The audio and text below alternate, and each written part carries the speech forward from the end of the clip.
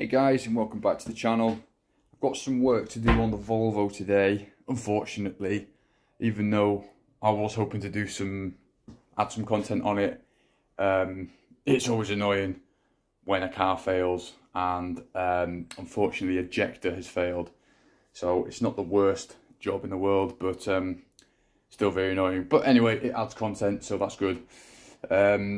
So got the car there. I'm in my new garage as well. It's not, it's getting there. They'll turn it into a workshop one day, but you know, finally got some space to do some work. Yeah, here it is. It's the V50. It's a D2. Just go to the front here, pop this off. Of course, that's the first job we need to do. Yeah, I'm 90% sure it's the injector. You see, it's currently misfiring. Went into limp mode. I plugged it in. I got this code, which actually is a Ford code, as you might notice, but this is a Ford engine. It's the 1.6 D2. It's a Ford engine. It was used in a different amount of cars, Volvos, Fords, and some other French cars. So it's quite a commonly used engine. So parts are quite good to get hold of, but the injectors there are still quite expensive. So injectors are, so I've read, do fail quite commonly on this engine, or more commonly than they should, which is annoying. So that sort of reinforces the idea of it being an injector. It could be another thing, but I'm sure it is. So I'm going to buy a salvage one, a lot cheaper, considerably cheaper, put that on and hope that works, because I am, like I say, 90% sure it is the injector. So what we're going to be doing is removing the injector today. I'll get hold of the injector and then we'll do a separate video to put it back together. But basically very straightforward. We've got this injector 2. So just simply counting if you're not too sure. I mean, on the belt side of the engine, it's essentially the front. So you've got cylinder 1, 2, 3, 4. In this case it's cylinder 2, so 1, 2. Here's your injector here. Number 1 is hidden sort of under there somewhere. Luckily I don't have to take any of this off because it is just here.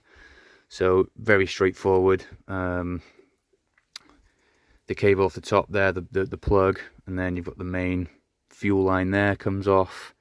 This one here, leak off pipe, I believe.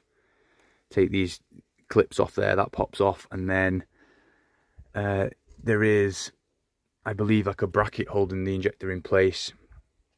Once that's removed, then it should come out. So that's what we're going to be doing today.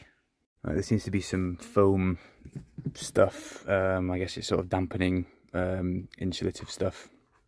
Bit of a pain to get out actually, but we need to get that removed. There's also this here as well, all on the injector rail.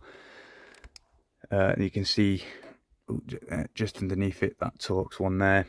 That's for the bracket for the injector. So once the pipes are all off, take that off and the whole thing comes out. So yeah, firstly what we need to do, disconnect it. I mean, really, when you're playing around with electrics, you always want to isolate the battery. I'm not going to bother, that's just my choice, but it is always recommended to do it.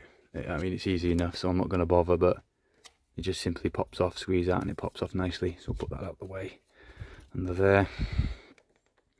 Move these out, there we go. So now, as you can see, it leaves the injector nice and open for us. So just this one, and then of course that one under there, that Torx one just hiding, and then that should pop off just nicely. And you can see inject. Okay, so once you've got the clip, the plug on top, off the top there, we need to remove these pipes here with the green tags, leak off. Dead simple to do. This green clip here simply lifts up. See if you can see it on camera as it moves up. Can be a bit tricky to get your fingers around, but it just simply moves up like that until that little circle, that little dot there comes upwards. See how it's up now? See, it's moving up and down, just pops up, and then the whole thing then should, it did a bit of a wiggle, pops up like that, you see. I'm going to do all three. Well, I've done these two as well. just to get it just so it moves out of the way. See how it sort of exposes the injector, makes it a bit easier to get to. So yeah, I'm going to do the main line. You might get a bit of leakage of diesel there, but not too much. Bit of rag, clean it up, no problem. So now I'm going to get the main line off, and then the actual the bracket to move the injector out. So it's a 14 mil. Get your open-ended side of your spanner there, and then just simply pop this off, get that on there, and turn it away. There we go. It came off quite nicely. See there, nice and loose. Again, you'll get a little bit of spill, but it'll be fine. There shouldn't be much pressure in there, especially if it's not been run for a while. And that just pops out, and there's no fuel in like I suspected. The car's not run, so there shouldn't be anyway. Okay, and then that just leaves the socket there for the collar, for the bracket to holding it in place. Pop that off, and then it should hopefully come up nicely. So we'll get that done now. Okay, so we're on top of it now on the bracket there. It's an E14 Torx. It's on there now. I've half of my tools are in the other garage. I still need to move them over, so unfortunately I've left some ratchets there. So I've got this, but I've improvised, so it's absolutely fine and it's working nicely. So once this is off, remove that collar, and then we should be able to get the injector out. Okay, so that's that out. Went in that way, lifted up. There's the bolt for it. Oh, I just want to put that in the top there, leave it like that so you remember which way it goes. And then hopefully now, with a little bit of jiggling and wiggling, there we go, injector pops out nicely. Ooh, that does look like a bit of a mess. It's very rusty. I wonder if there was a bit of water leaking in or something. Oh well, we'll investigate that further, but yeah, there's the dead injector. So hopefully we get the new one and get that replaced. But that is how you remove the injector from a Volvo V50. Oh, I've just noticed actually, just a point to note there, you see that, that's the seal, the washer. Just make sure that that does go with it. You don't want to lose that. So yeah, that's it. Very straightforward, very simple. This rubber thing here is a bit of a pain. I've actually had to cut it. It can go back in, but just not sealed. It's just a bit of annoyance. Makes it very difficult. But yeah, very straightforward. Those three connections. You've got the leak off one. Pop those off.